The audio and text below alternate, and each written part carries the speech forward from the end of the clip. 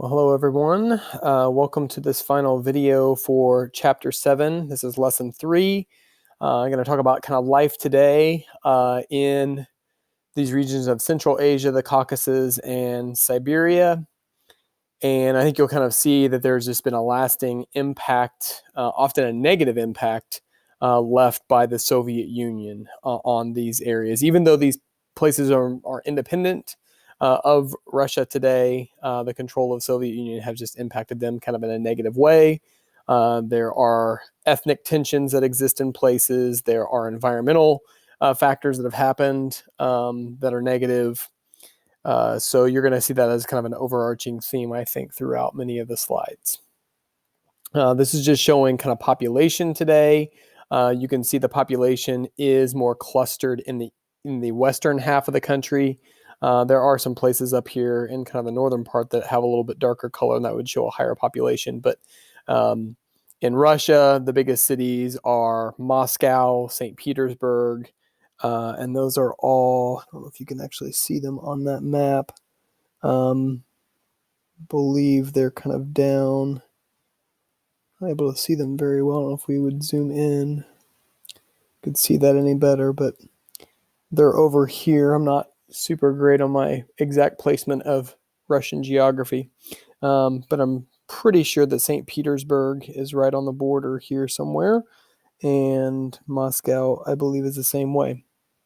Either way, these regions over here are definitely up in the areas. Siberia are not nearly as populated because we get close to the Arctic Circle. So these first couple slides just talk about kind of like the ethnic background of many people. So this would be a woman right here that would be from Siberia.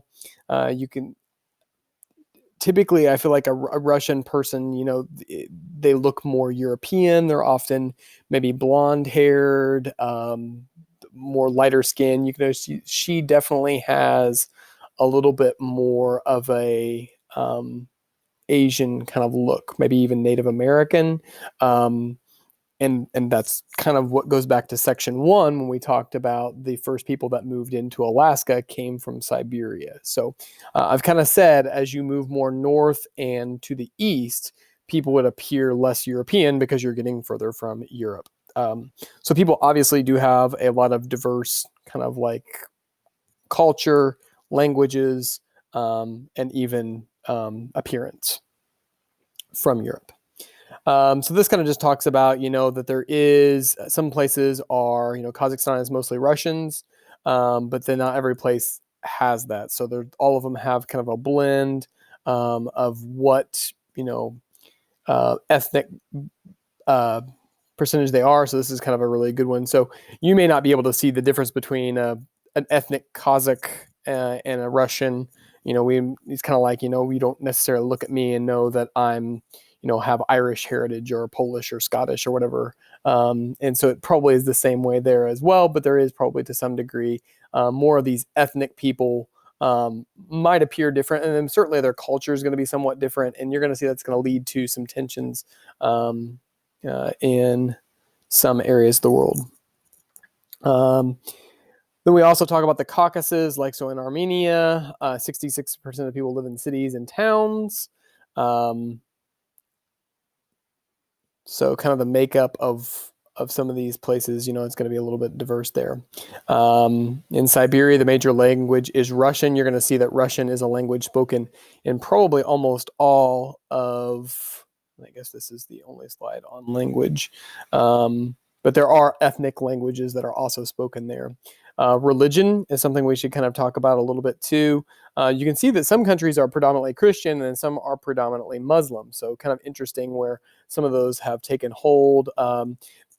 This one kind of surprised me. Kazakhstan, I kind of tend to think of as much more Russian in heritage. So I would assume it to be like a majority Christian, and it's not. Like it's 50-50. This one talks about the Russian Orthodox Christianity.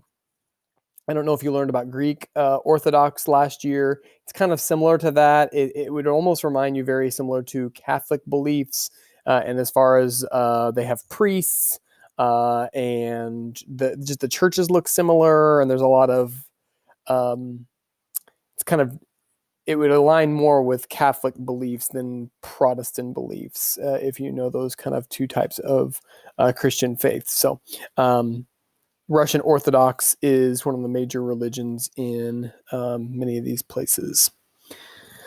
So ethnic unrest, like I was saying, that this is kind of a theme because it still kind of comes back to the Soviet Union having control and then kind of removing control. Some of the problems exist from the Soviet Union actually using force on people, but then also just, people not allowed to be kind of independent and free, and one group trying to control another. So,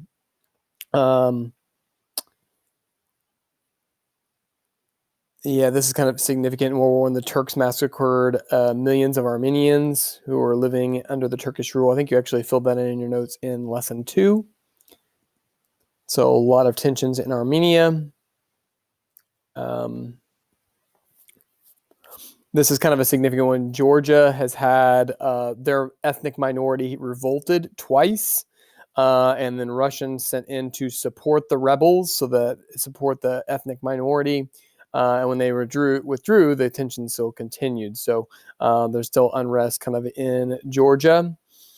There's been a civil war in Tajikistan. So just lots of just unrest and problems that exist there. This is kind of cool. And then maybe in a non-COVID year, we could have done this. IU actually can bring one of these to schools and set them up. But obviously they're not doing that in years when we have the coronavirus, which is unfortunate. But those are called yurts. And in fact, there are yurts around here. I've seen one in near Nashville. There's a KOA. I don't think you can stay in that. I've seen one even a couple miles from here. I've kind of ran by it several times. It's along one of the trails. But they're these kind of dome-shaped tents. They are portable because many of the people that live in Central Asia are nomadic, traveling around with horses or other livestock and for their grazing, so they have to constantly move. So this is a type of living that many of the people do in this area, that they live in these yurts, and then the men go out and they care for the livestock and the crops, and the women take care of the children. So a very traditional way of life in some of these more rural sections of Central Asia. Talks about weaving, something that they do. This kind of comes back to that nomadic way of life. So one of the really important things to the people of Central Asia is horses. And so equestrian sports over like racing horses is important. Sports like polo, but then also just raising of horses to do work, as far as maintaining animals. Horses can be used to kind of herd livestock, and so they use them for that purpose. This kind of talks about where people live, wearing traditional clothing.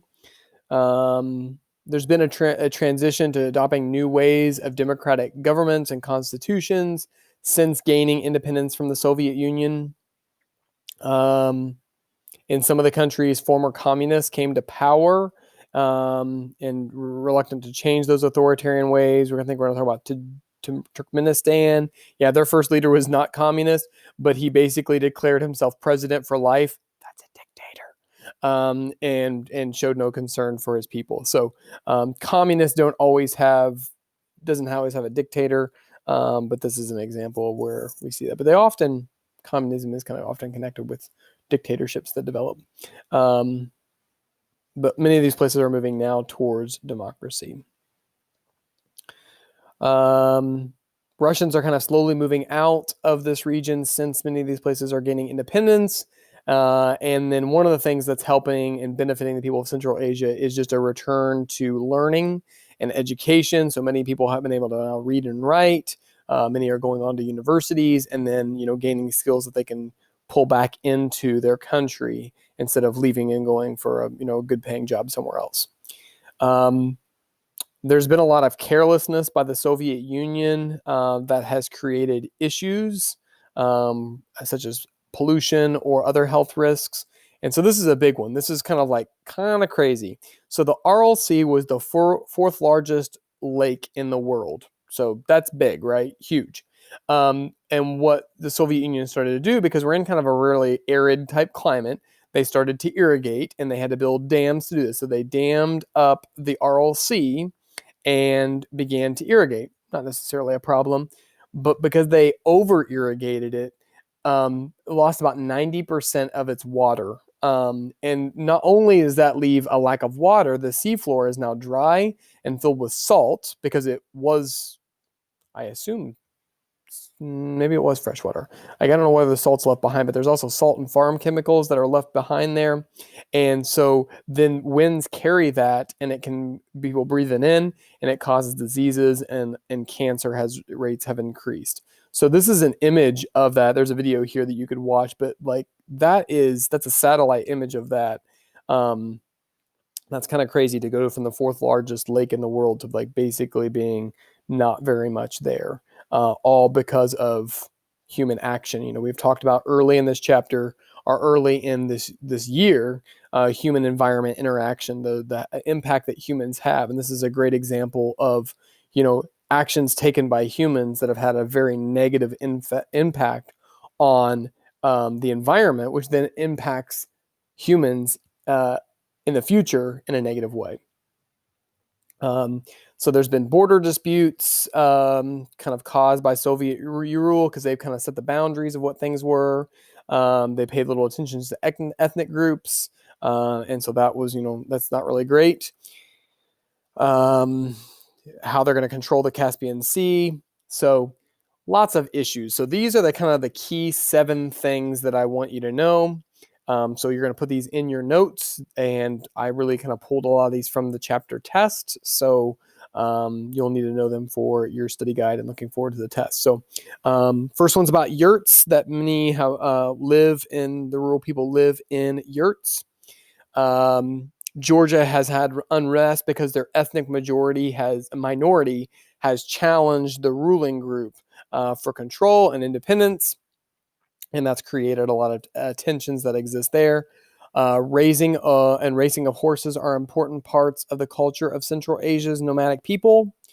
The Aral Sea has lost about 90% of its water, and it was the 4th largest lake in the world until the USSR built dams and over-irrigated. And I should say built dams. I'll have to fix that here in a moment. So big issues there. And then this kind of goes along with that. The Soviet Union has made many lasting negative impacts on Central Asia. One of those also is the region of the Caucasus has changed from an agricultural area to an urban and industrial area. And some of that's okay, that cities developed, but there's definitely was kind of a push to create factories and those types of things by the Soviet Union, and that's kind of left some places in not a great situation. The last thing here, I couldn't find this in any section, but it was on the chapter test last year, and that is the suffix stan is the Persian word for land of. So stan, that's why so many of these countries have stan in the name, but I couldn't find that in any of our sections, and in case it does appear on the study guide and the test, you have it right here. So that will wrap up lesson 3, and so now we will begin preparing for a chapter test. Thanks for watching.